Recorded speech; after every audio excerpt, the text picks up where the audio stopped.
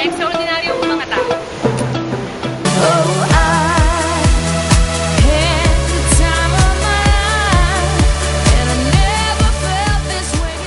Ang gagaling nila, hindi ba? Dirty bit.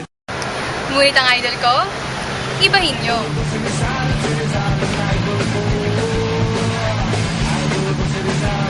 Dahil si Rizal, ang idol ko.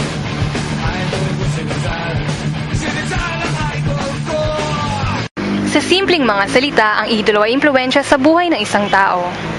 Inuo ko pa nito ang oras mo. Binabasa at pinapanood mo ang lahat ng tungkol sa kanya. At minsan, kapag hindi ka pa kontento, ay magre-research ka pa. Ngayon, bakit nga ba mas pinili kong iidolo si Rizal kaysa kay Pacman? Rizal kaysa kay Johnny Depp? Rizal kaysa kay Justin Bieber?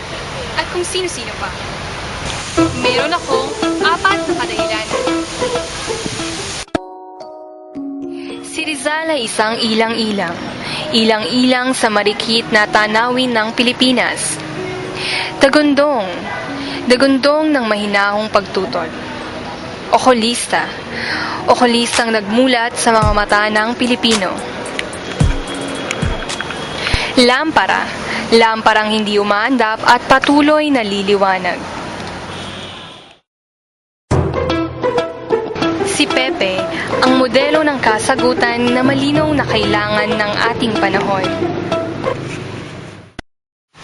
Buhay ang impluwensya niya noon man. Kaya si Rizal, ang aking ina.